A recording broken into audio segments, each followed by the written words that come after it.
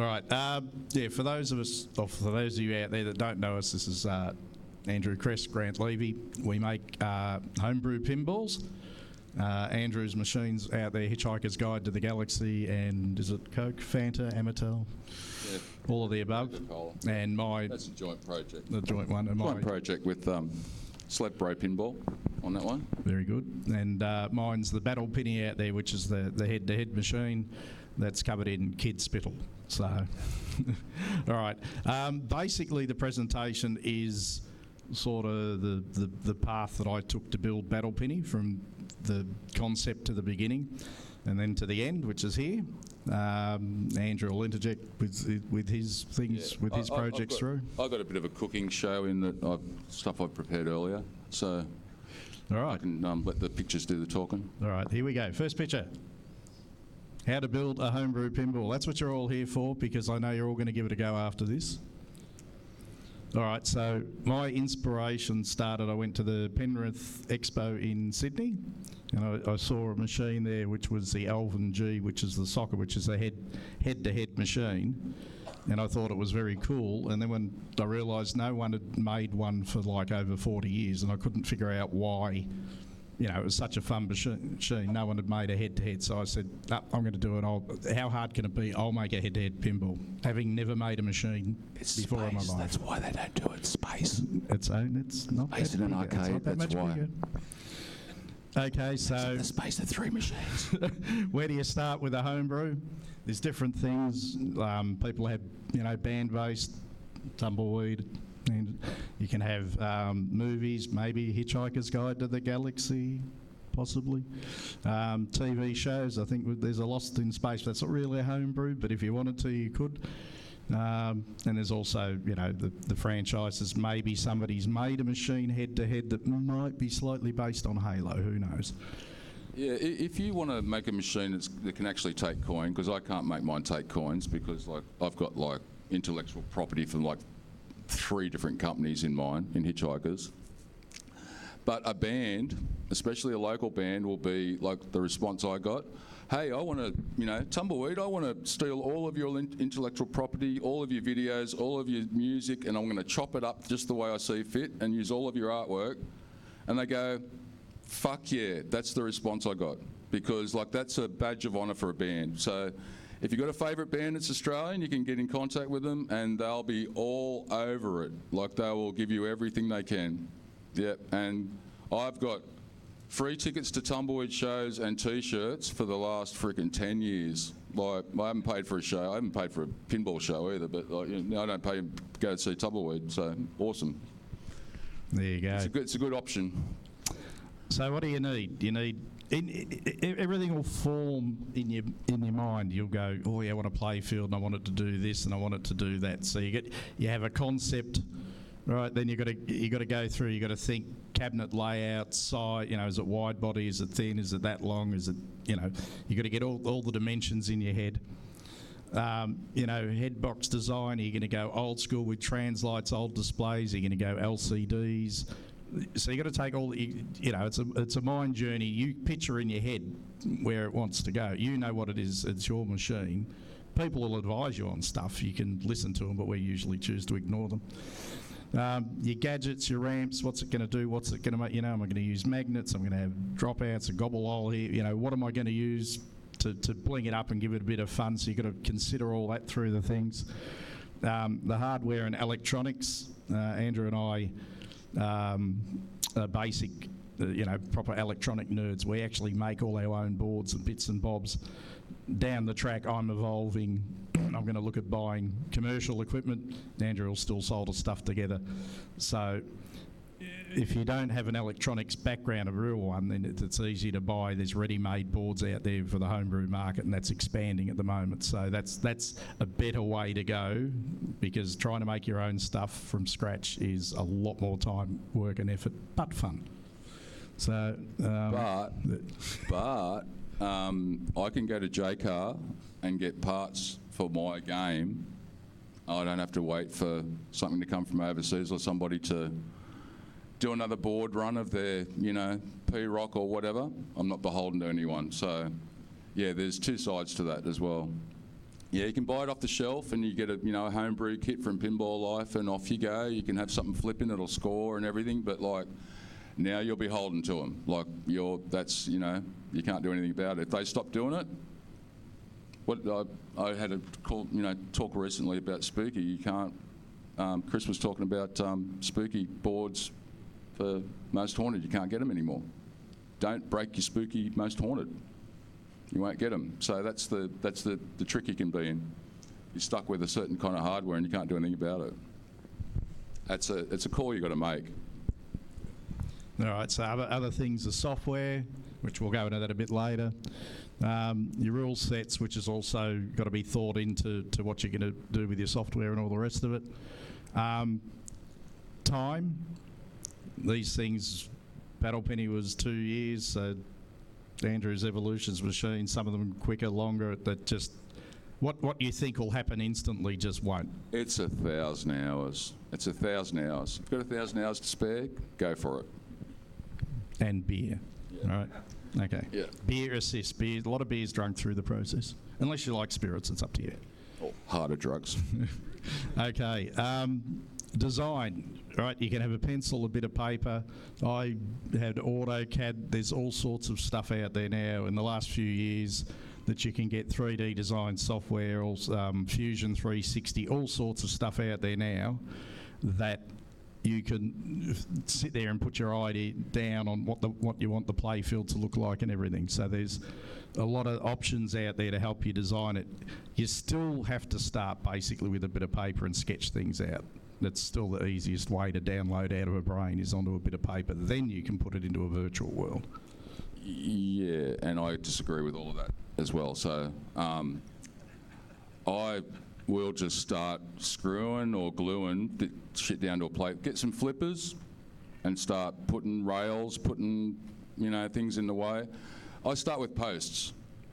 You put your flippers in and then you go, I want a shot here, I want a ramp here. Well, can I make that shot? And you put 2 posts there and see if you can shoot through that post. So that's your ramp. You can then, put a rail around, and then you just, you can start cutting and go, well, it didn't freaking work, and start moving shit around. You should see the holes underneath my playfields that just get covered up magically by a piece of plastic and some artwork.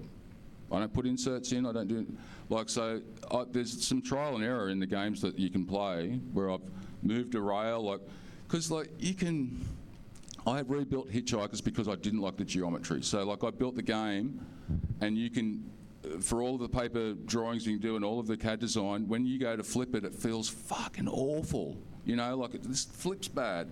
Go and play that Haggis machine. That Haggis feels odd over there, that Celts game, because the flippers, usually on my hand span, I can reach from the bottom of the lockdown bar to the top of the flipper. That's like the standard with, say, a Williams or a Bally of the era. That is like 2 inches shorter. So the flippers are way down, and it feels odd to play. And I couldn't live with the game being like that. So I wanted the game to be good, and I didn't even like playing it. The geometry felt bad. So you can do all the CAD design you want, but you have to actually bring it into the physical world at some point. And maybe then go to CAD. Once you've got it all sorted. And the other thing as well is no matter what you do, whatever lane you put in and whatever measurement you put in, expect to lose 2 millimetres for some reason.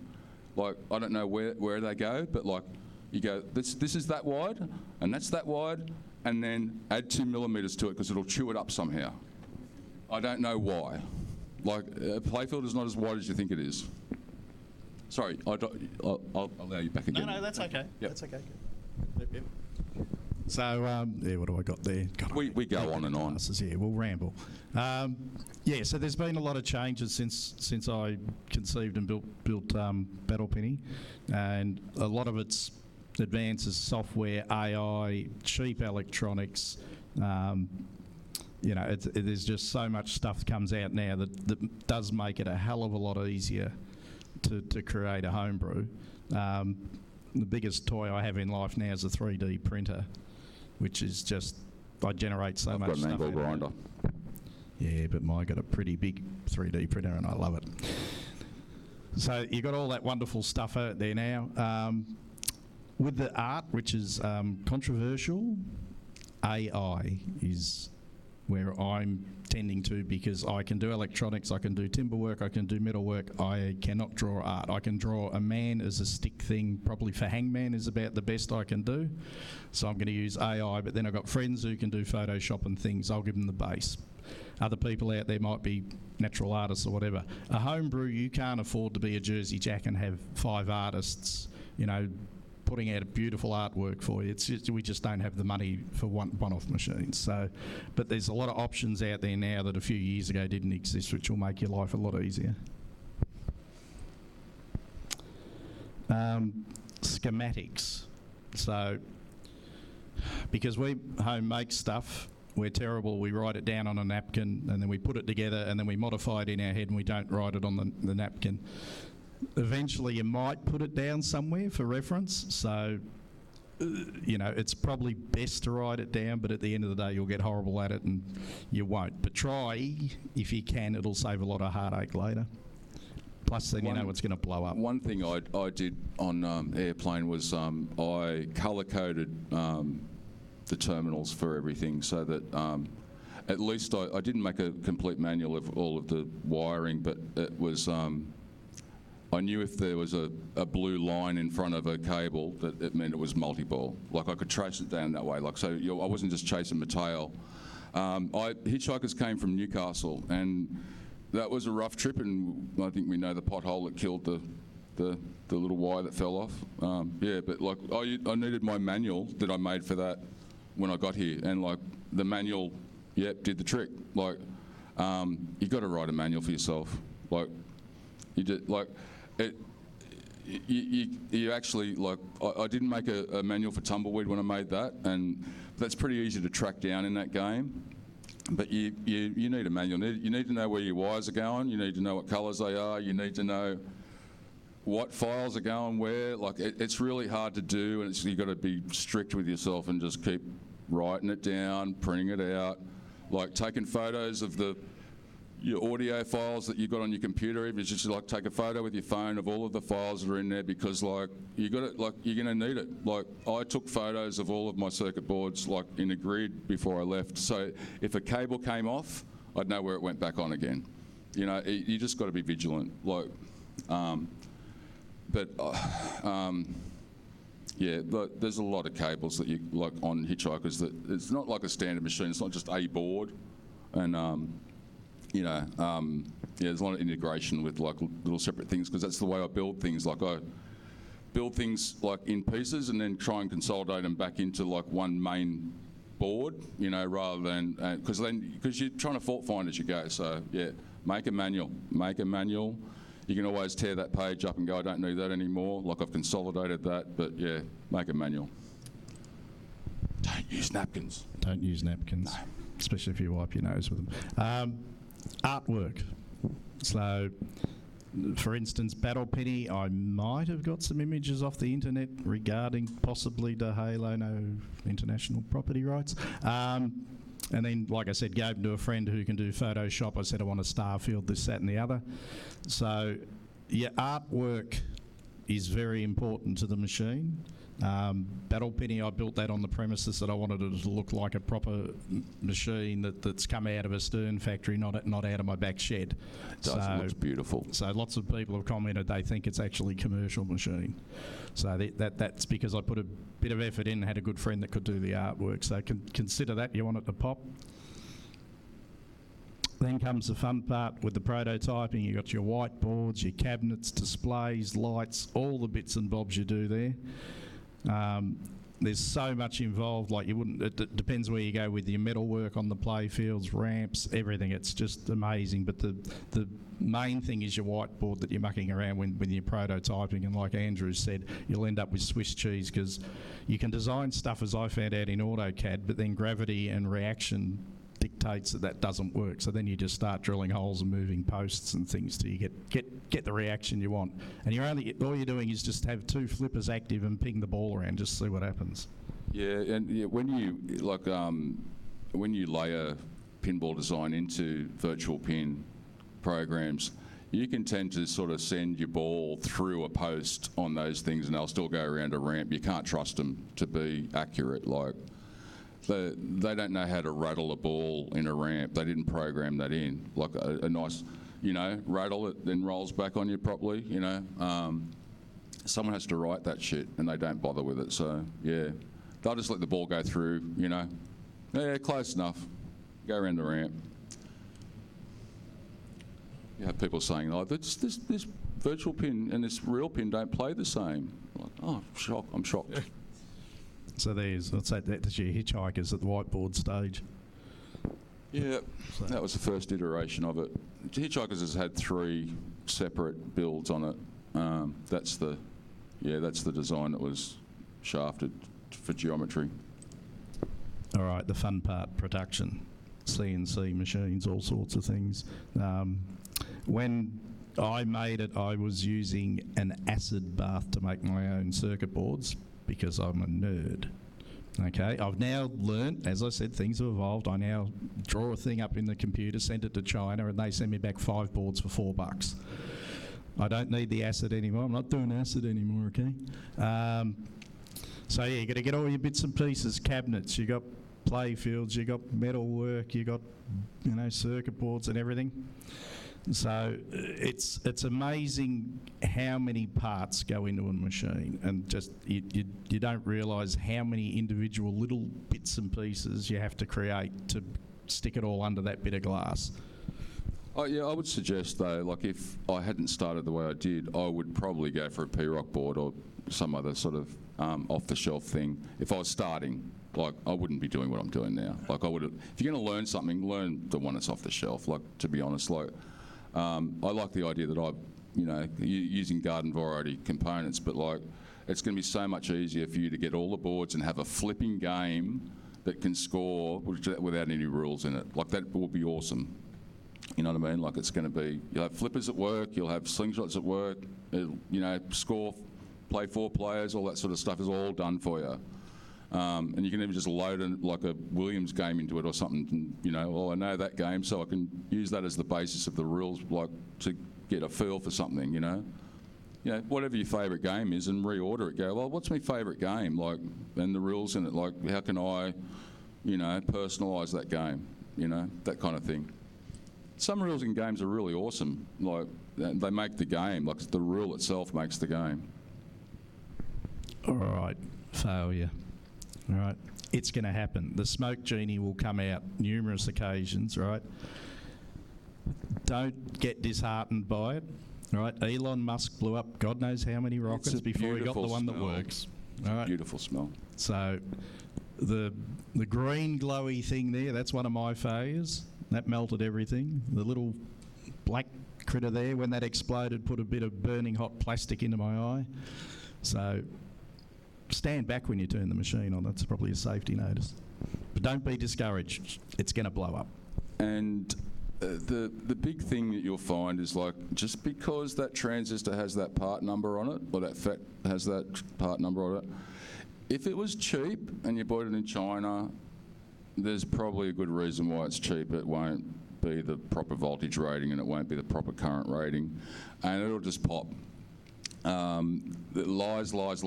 If you want to buy an IRF 540 to drive your coils, buy the actual RF, IRF 540s, because like the ones that are coming out of China on a board, they're not real. And if you're not paying like over $6 for them, they're not real. Like, so it's not a good deal, like, because you're just going to be sending smoke into the sky, waiting around for something that's not going to work. Okay, the fun part. You've done all your bits, you've put everything off, you've spent a lot of money, you've got people to laser cut, bend and steel for you, and you can start screwing it all together. You start to see something. As you can see, the battle penny there was assembled in the kitchen, so that made the missus happy.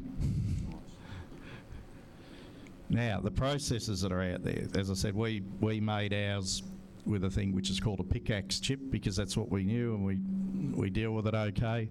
But there's all those different ones out there. I use Arduino quite a bit. The next track I'm going down is Raspberry Pi and stuff. So there's a whole bunch of stuff out there. There's a whole lot of things out there. So, yeah, either if you want to go old school and nerd up like us and make it from scratch, yes, or you can just buy stuff from China. Yeah, and all of those chips that were just mentioned are still good for you to make a custom interface board. So if you wanted a lighting array for, like stage lighting or something like that, you can make that, and they've all got the serial inputs that you need, like to be driven by something more powerful, like, by the Raspberry Pi. A serial output can drive those older chips, and you can do like an RGB lighting thing. Like they're all, no electronics are redundant in this world. Like they all have a use. That's why they still sell them. That's why they still make them. All right, software. I can do BASIC. I'm no good at C++, but I can sort of read it, and my AI friend Claude helps me a lot. So you don't have to be a software whiz thanks to AI, but also there's a lot of forums and things out there. People are happy to help, and things like Mission and all the rest of it, the software that's out there, they've also just got chunks, that makes that flipper do this or that. So you don't have to invent the code, you just get chunks and put it together. So it's a lot quicker to write software now with the help of AI than what it is to do it from scratch. But AI has... it's not the end all. It makes a lot of mistakes. It'll go on the parameters you give it, and it won't think outside the box. And then sometimes you've got to force it or suggest to it why it's got it wrong.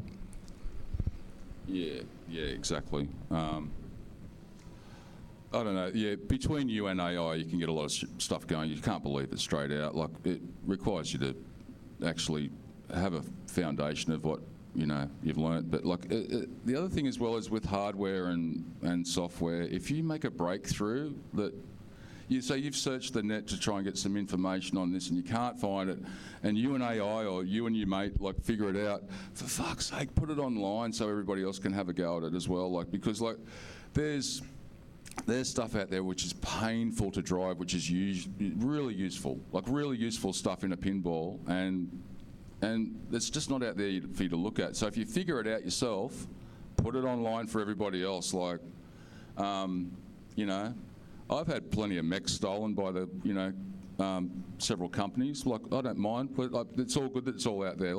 Otherwise, it's just in my shed, played 3 times a year at pinball shows. So better for it to be out there.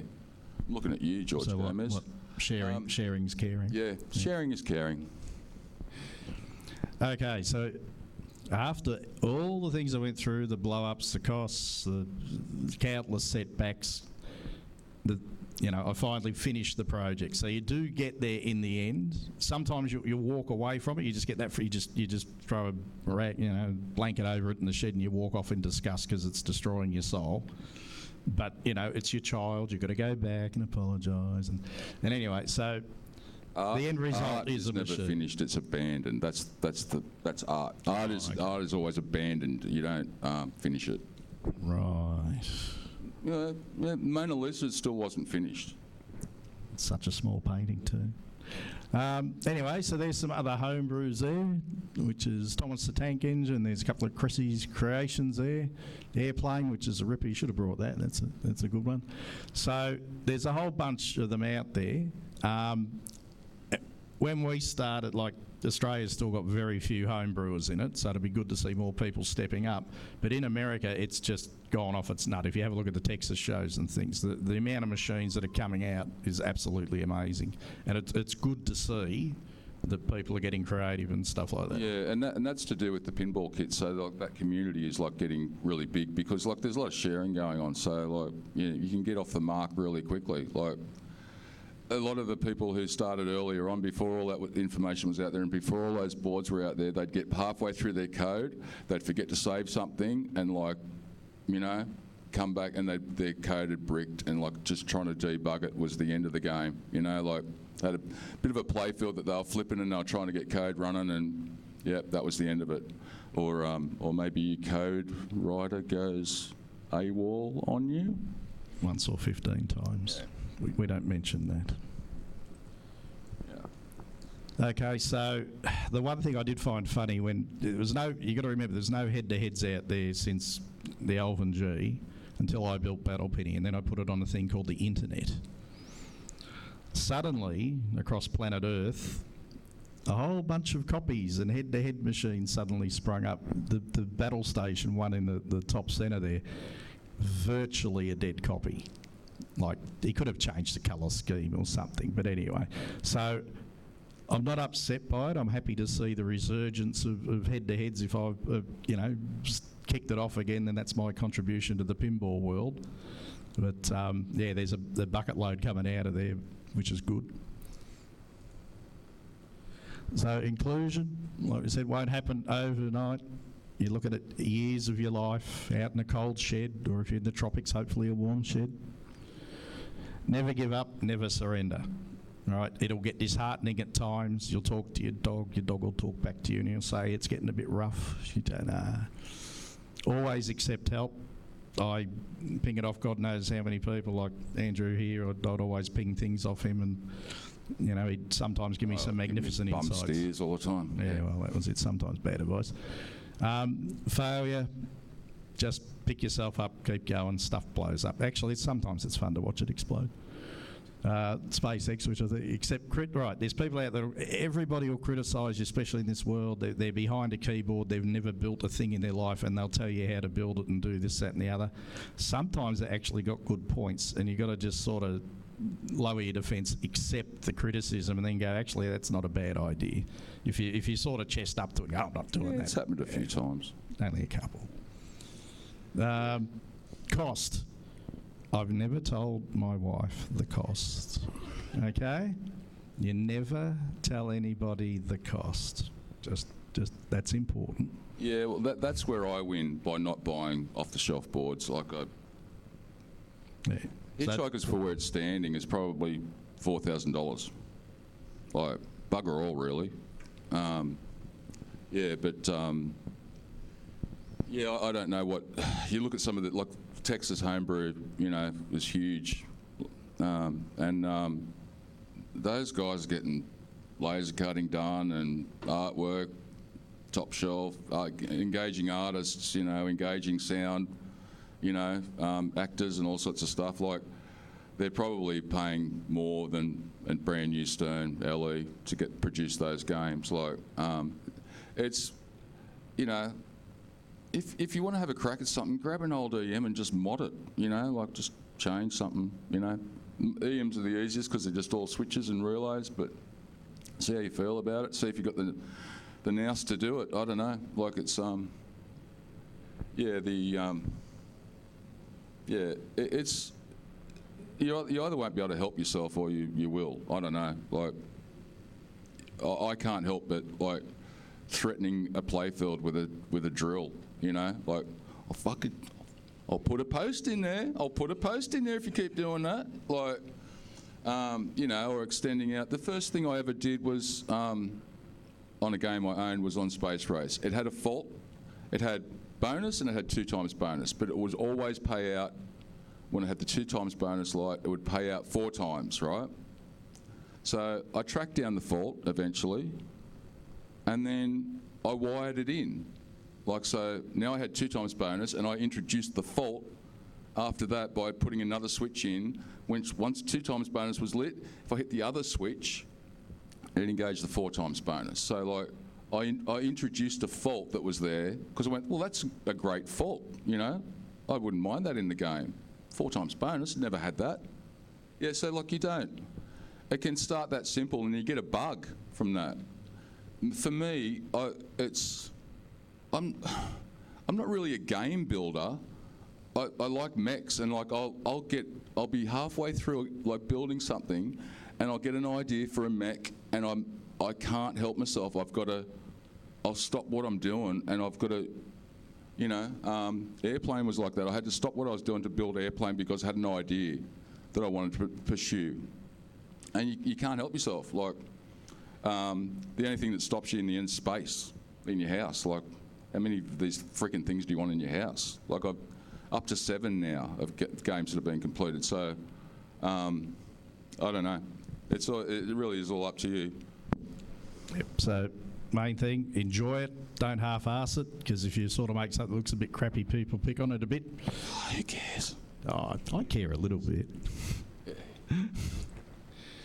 Anyway, so I don't know if you watched our Battle Penny there. The thing that makes me happy is just seeing the way people react to the machine, and when they beat someone else and carry on, especially kids when they defeat their parents and things. That's quite the payoff for me, to see people enjoying what I've created. So that's what I wanted. That was the result I wanted, and that's the result I got. So all that was the payoff for all that time and effort. And we, of course, don't mention the money. Oh, dramatic reveal. Now, I don't know if this is going to work. I'll try. Let's, well, it is.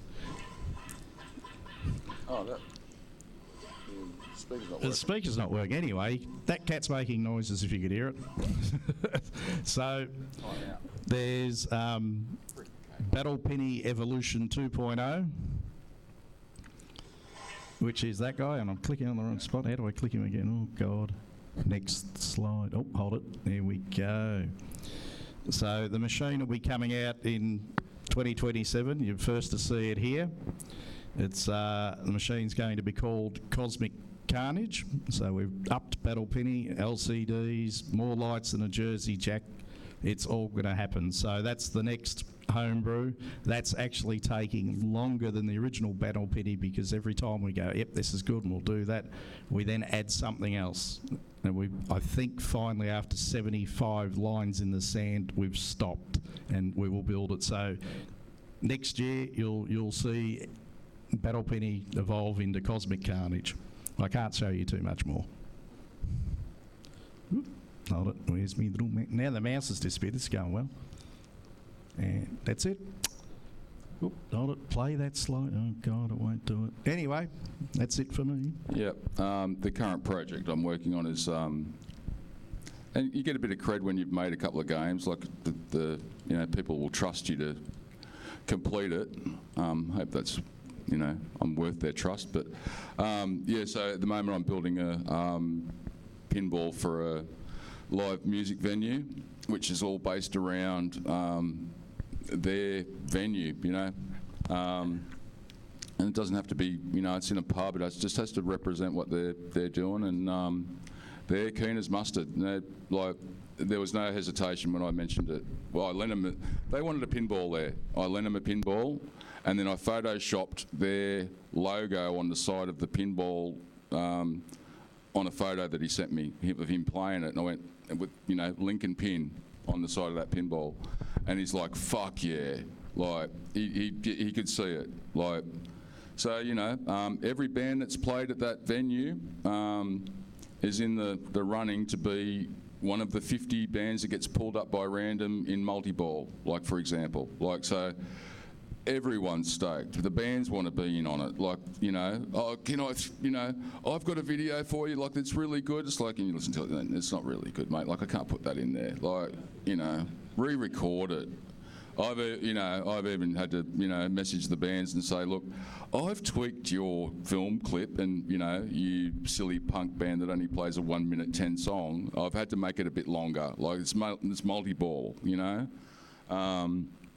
and yeah, so I'm actually looking forward to a pin that's going to get played every day. That's going to be, a thing, and getting paid for it. Like, it's not a licensed thing. Like, I've got carte blanche to do whatever I want. They allow me to be pretty lewd. If somebody says it in our venue, you can put it in the machine. So.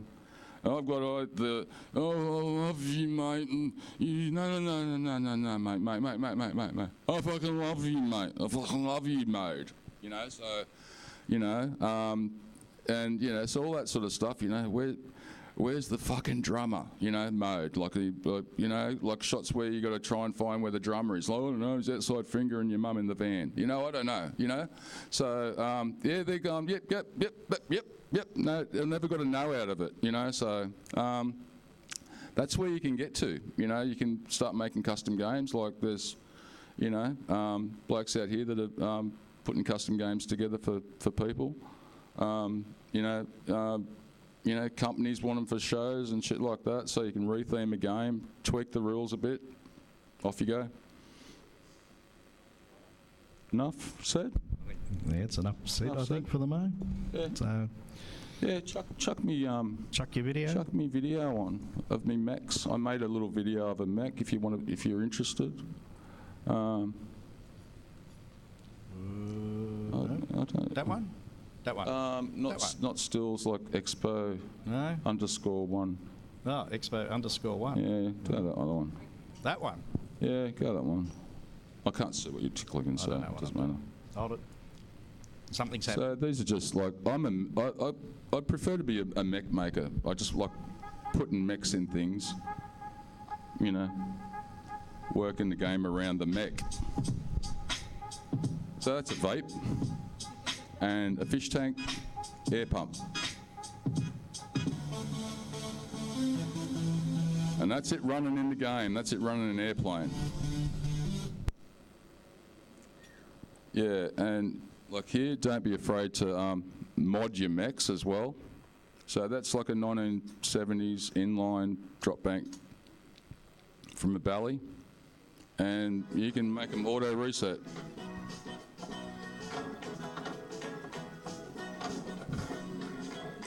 Yeah, and I wondered on that whether anyone had ever had inline targets just out in the open like that, and it turns out it's a really cool idea because you can hit them from behind as well, you know.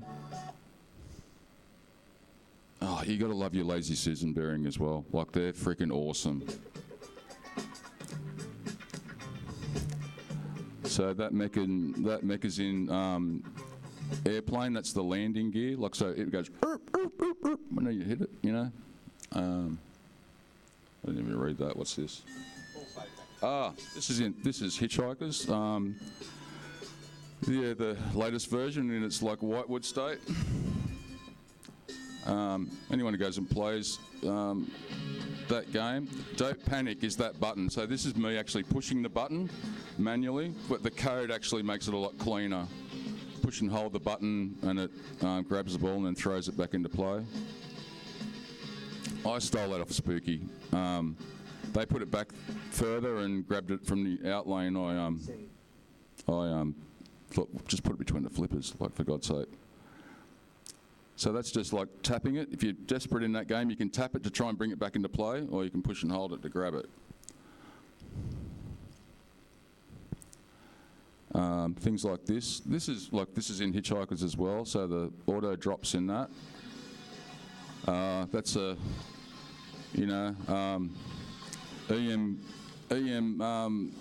relay coil, and I've mounted 2 washers on the back of a standard drop target, and that's what gets pulled back and resets the target. You don't have to have like some giant lever arm on the side that, you know, pushes the... This is same.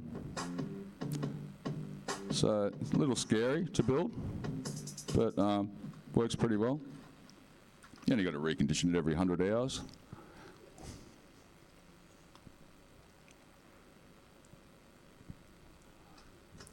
Oh yeah, this is this pissed Jack Danger off. He was on some, you know, tech stream and said, "Oh, I've got this great idea to make flippers out of pop bumpers," and someone said, "Oh, dude, here, look at this video." I don't know. I think it's a gimmick. I don't know if it deserves going into a machine. Might get a jolly out of it. I just think it's frustrating to play.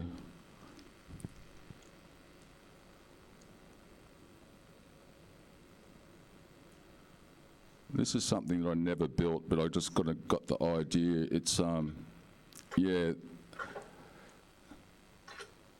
a drop target and VUK in the one thing, but it's also viable as a captive ball, where you can shoot, once the ball's in there, you can shoot at a Newton ball behind that mech. You do it to yourself.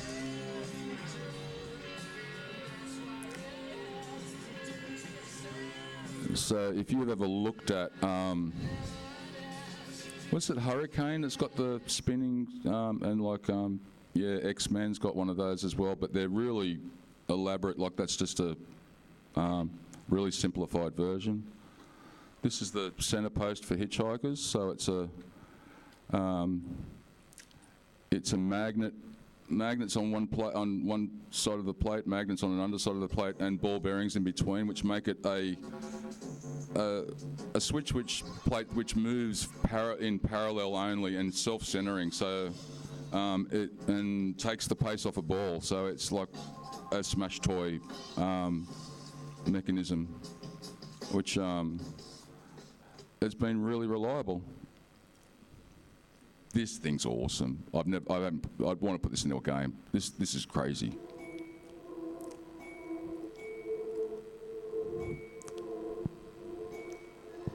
Yeah. DC motor underneath your standard triangle slingshot, but yeah, it's spinning that rubber around.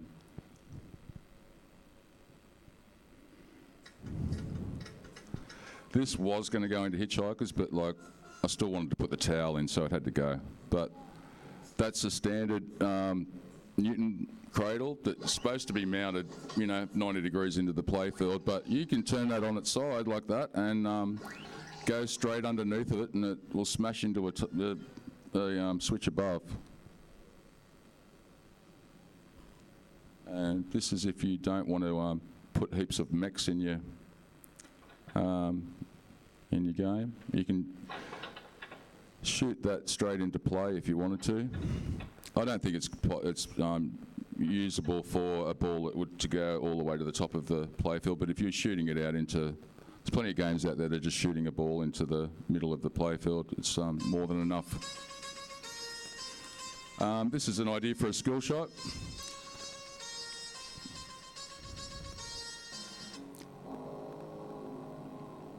That was in one of the earlier versions of hitchhikers. So a ball, up post that drives its way into a switch above it. Was that actually tea in the cup? Yeah, of course. Yeah.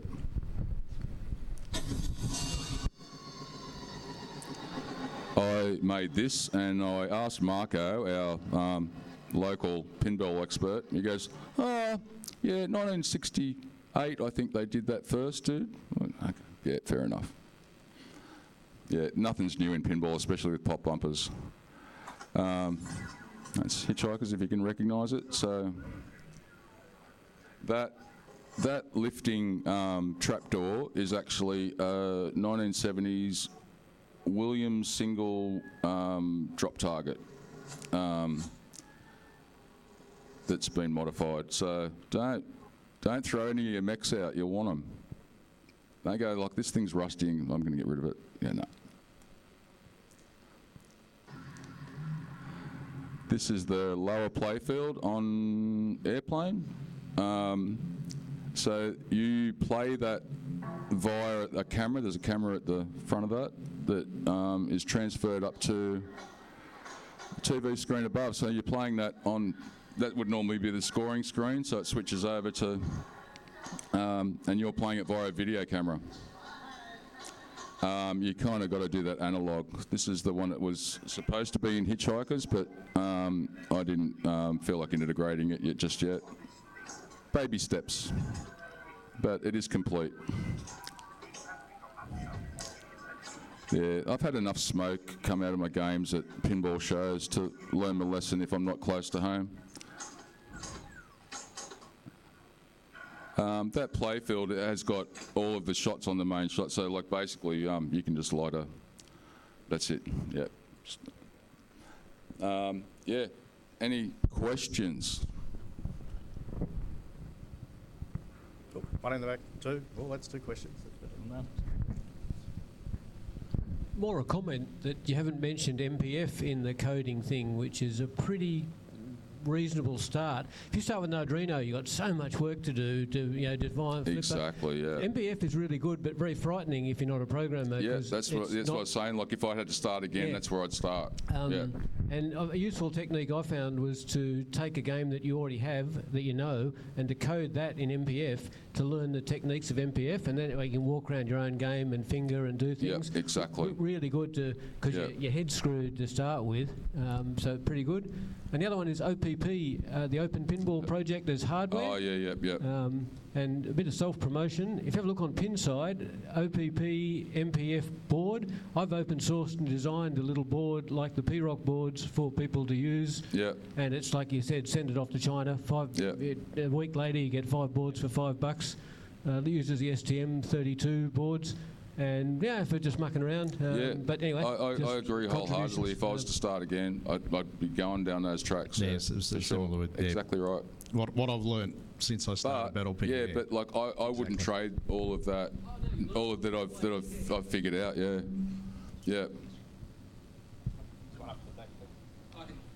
Just yell it. I wouldn't know how to overlay a score onto a video file for $10 without doing what I've done, like without a computer. Like, yeah, that's the thing. If you want digital, video scoring, you're going to need a computer. Like, it's not going to happen any other way, unless you go the hard route around and actually start talking to it with commands. So. Anyway, sorry, as you were. Yeah, just a quick question. That copy machine that you put up on the screen, was that another homebrew, or is that actually in commercial production and someone's making... There was a factory in Taiwan that made ones for arcades, which I know for a fact was a copy. The other one there, Battle Stations, that was a homebrew. That's in America. I sent them the plans. Yeah, I knew it was you. And there's another one that's just come out, which is the hockey one. Oh, what's the name of it? Monster Hockey. Monster Hockey that's just come out, which is that's basically an Elvin G machine, but they've done that as a homebrew. And it looks, credit to them, it looks really good, and it's a good machine. And people and but they might actually be going commercial all the time. Yeah. But so. The Battle Stations one is pretty. I even contacted the guy going, really? And he's like, oh, well, we did hear of yours and might have seen a picture, but ours is. No, yeah, all right. So, but like I said, I'm not up. I'm glad to see that I've brought the head-to-head, genre back into the world with what I've done. So I'm not going to blue about it. I'll grumble a bit if I go see him, but. And I won't point out that I've got a picture of Jersey Jack with my machine looking at the playfield side lights. And then, lo and behold, I think it was Guns N' Roses come out with side lights a bit after that. So, not saying that, but anyway. Yeah, they don't look at the homebrew pages, not at all. Yeah. More? That's it. Come on. I've got one. Yep. Yeah. Which of the Hitchhiker's books is your favourite? Ooh, Life, the Universe and Everything. Good choice. Yeah. Yeah, I love the party in that. It's just like, trying to...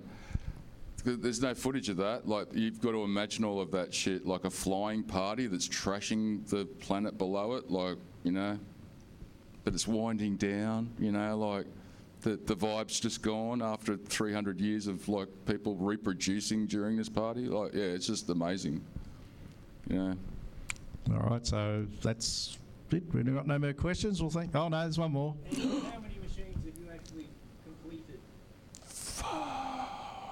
Oh, that's a ring-in question. I have a video. I